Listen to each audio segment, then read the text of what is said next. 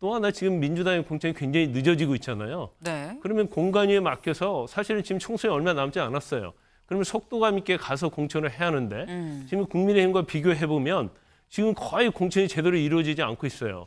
근데 그러면 결과적으로 지금 교통 정리를 해야 하는데 머리가 아픈 게 아니냐. 그리고 실제 공천 작업에서 실무를 담당하는 분들이기 때문에 수시로 대표에게 진행 상황을 보고하고 그런 걸 취합해서 당 대표가 이번 선거에서 공천 또 선거 전략을 어떻게 세울지에 대한 총괄적 판단을 위해서 조언을 듣는 과정에 있는 여러 다층적인 모임들 중에 하나이지 공관위를 배제해 놓고 이재명 대표가 818호실인가요? 의원실에서 네. 다른 공천 라인을 가동하는 것처럼 지금 해석되는 것은 과도한 해석이고 친명 비공식 회의가 두 곳이라는 동아일보의 보도입니다. 사실 앞서서 지난주에 친 이재명계 회의 이 만나서 몇몇이서 만나가지고 따로 현역 의원 컷오프를 논의했다라는 내용이 보도가 되고 한참 논란이 됐습니다. 근데 보니까 회의가 하나가 아니라 두 곳이라는 거죠. 무슨 회의냐? 짚어보겠습니다. 네, 먼저 첫 번째 회의. 이재명 대표 사무실에서 매주 월요일에 오늘이죠. 비공개 회의가 있어 왔다라는 얘기인 겁니다. 여기 참석자 조정식 사무총장, 김병기 수석 사무부총장, 김영진 정무조정실장, 김윤덕 조직 사무부총장 등등등이 참석한 비공개 회의가 하나가 있고 이건 말고 두 번째 회의가 또 있다는 겁니다. 무슨 회의냐? 이재명 대표가 지시해서 만들어진 실무 담당자 회의가 또 따로 있다. 김성환 인재위원회 간사, 천준호 당대표 비서실장을 비롯한 몇몇이 같이 모인 자리다라는 거예요. 여기에 대해서는 뭐라고 얘기 나오냐? 친명 지도부 의원들이 공천 전략이랑 현황을 좀 공유를 하는 거다. 이게 뭐 당장 뭐 공간에 뭐 반영이 되는 건 아니지만 큰 틀에서 방향성을 제시하는 방향성을 좀 만들어가는 그런 자리다라는 거죠. 네. 근데 지금 이게 보면은 여기는 뭐 실무 담당자 회의고요. 아까 그거는 또 따로 매주 월요일 의원실에서 있는 거고 이거는 주원규 위원님. 이게 회의가 지금 두 개고 서로 역할이 분담도 돼 있는 것 같아요. 근데 그렇다면 이건 굉장히 좀 큰 틀에서 큰 그림을 갖고 만들어진 회의체인 거냐라는 생각도 들거든요. 그게 더 구조적이고 치밀하다면 훨씬 더 문제가 되는 게요. 네. 이 비공개라는 그 자체도 일단은 첫 번째 문제가 그 공천관리위원회라는 공식 기구가 있음에도 불구하고 이재명 대표가 주도해가지고 이런 부분을 이끈다는 것, 네. 그게 비공개적인 상황에 대한 우려이고요. 또 하나는 이렇게 비공식 회의를 두고를 계속해서 매주 월요일마다 아니면 수시로 상시로 계속 가동을 시킨다는 것 안에서 이재명 대표가 모든 게 주축이 된다라는 게 큰 우려가 될 수 있는 상황이 있습니다. 왜냐하면 대표가 공천에 직접 나서게 된다. 비록 공천권이 있다고 하더라도 이게 직접 나서게 된다라는 모양새를 주게 될 때 그 공천에 의해서 컷오프가 되거나 험지로 재배치되거나 이런 어떤 분란들에 대해서 과연 반발하지 않을 의원들이 몇이나 있겠느냐. 이런 부분들에서 출발점들이 매우 부적절하다고 볼 수가 있고요. 네. 그리고 또 하나는 이게 친문계에서만 반발할 게 아닙니다. 분명히 이재명계 안에서도 지금의 키워드가 신이재명계인데 네. 그러면 나는 정말 찐명이냐 아니면 찐명보다는 덜한 친명이냐 이런 거에 대한 논쟁도 있을 수가 있거든요. 그러니까 이게 공천이 마무리된 이후에도 네. 후폭풍이 있을 수 있기 때문에 지금이라도 저는 이번 주가 제가 데드라인이라고 생각하는 게 왜냐하면 3월 달로 넘어가면 이게 표심이 구조화돼서 돌이킬 수가 없기 때문에 네. 이재명 대표가 이런 실무 담당자 회의나 비공개를 논의하는 거와 번외로 선대위원장이라든지 자신이 권한을 내려놓는 모습을 보여주는 게 지금이라도 필요합니다. 필요하다고 굉장히 봅니다. 지금 상황이 좀 위험하다라는 취지로 말씀을 하셨어요. 이게 비공식인 것도 위험하고 근데 이 비공식 회의가 이재명 대표 위주로 지금 주축으로 돌아간다는 것도 좀 위험한 거 아니겠느냐. 구조화돼서 이렇게 간다고 하면 정말 위험하다라는 말씀을 하셨는데 사실 이 지금 오늘 나온 거는 두 곳의 회의가 있다라는 게 나왔죠. 지난주에 나온 첫 번째 현역 의원 컷오프를 논의했던 그 회의 얘기가 보도가 됐을 때 그 회의에 참석했다고 알려진 당사자들이 뭐라고 했는지 먼저 들어보고 얘기 이어가 보시죠. 그 13일 밤에 이재명 대표하고 조정식 사무총장, 박찬대 최고위원 등과 함께 네, 네. 의원님도 같이 계셨죠? 저는 없었습니다. 아닙니까?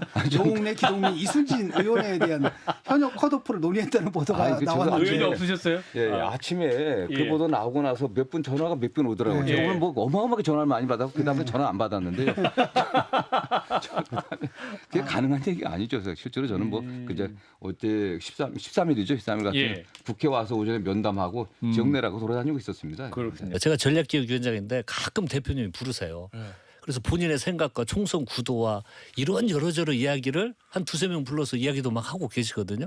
그런 다양한 의견을 듣는 그런 것이 있을 수는 있는데 8명이 모여서 누구누구를 컷오프 하겠다 이런 모임을 그날 했다고 하는 것은 사실관계가 상당히 왜곡된 것 같습니다. 아닙니다. 제가 아예 없었던 거예요? 참석한 모임은 예. 그날 그 모임이 있었던 게 아닌 것 같습니다. 그럼 100% 오보입니까 이거는?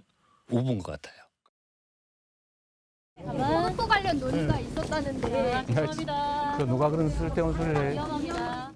지금 일단 당사자들 뭐 회의에 있었던 당사자들과 이재명 대표를 포함해서 이재명 대표도 쓸데없는 소리다라고 딱 아니다라고 지금 얘기를 했거든요.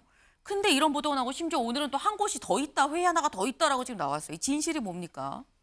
이제 이 비공식 회의체 또 막 공천의 어떤 이재명 대표의 의중을 직접 반영하는 어떤 비공식 통로가 있는 것처럼 계속 보도가 나오고 있는데 네. 지금 당사자 의원들이 얘기하는 것처럼 이런 방식의 조언을 듣거나 하는 거는 일상적으로 진행되어 오는 건 맞는 것 같습니다. 그러니까 의원실에서 편하게 해서 뭐 필요한 분들 진행되는 상황을 체크하기 위해서 불러서 얘기를 들었다는 것이고요. 여기에서 컷오프가 논의된다거나 아니면 특정 공천 전략에서 누구를 배제하는 농도의 논의까지 진행된다는 건 사실이 아닌 것이라고 본인들도 입장을 밝히고 있고 뭐 그게 어느 정도 이제 사실에 부합하는 것 같습니다.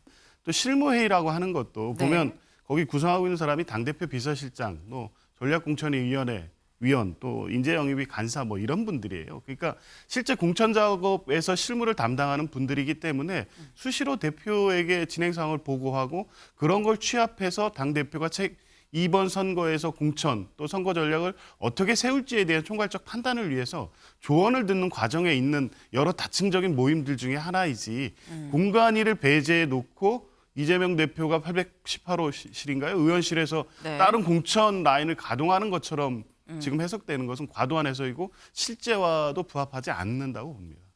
사실 관련해서 임혁백 공관위원장이 또 입장을 내놨습니다. 뭐라고 얘기를 했느냐? 밀실 공천은 없다. 현재 민주당 공천은 계획된 일정에 맞춰 원칙 기준에 따라 공정한 심사가 이루어지고 있다라고 얘기를 했습니다. 근데 그렇다고 한다면 김광선 변호사님, 그럼 이재명 대표가 이렇게 불러서 얘기를 하고 사실 뭐 몇몇한테 또 전화도 했다라는 거 아니에요. 이런 게 공관이랑 지금 같이 움직이는 거냐라는 생각을 할 수 있거든요. 아니 그러면 일단요 이제 시스템 공천을 하겠다고 하면 네. 공관위가 정해놓은 기준이 있잖아요. 네. 근데 거기에 맡기면 되는 거죠. 그런데 공관위원장도 지난번에 와서 구설수에 오른 것이 특히 이제 친문과 관련해서 윤 대통령의 대통령이 되는 데 있어서 기여한 사람에 대해서는 공천을 줄 수 없다는 식으로 얘기했다가 네. 또 번복하지 않았습니까?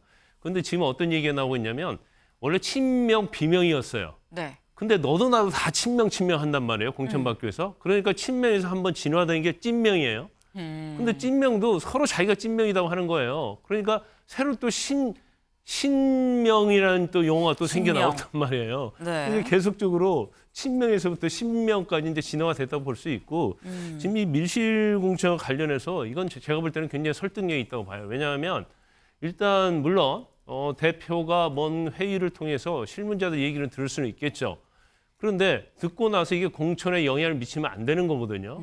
그런데 지금 이재명 대표가 계속적으로 지금 뭐 문학진 의원한테 전화하고 네. 그래가지고 형님 그만두세요. 심지어 여론조사가까지 몇 퍼센트 나왔다는 것까지 얘기를 하면서 다 종용하고 있지 않습니까?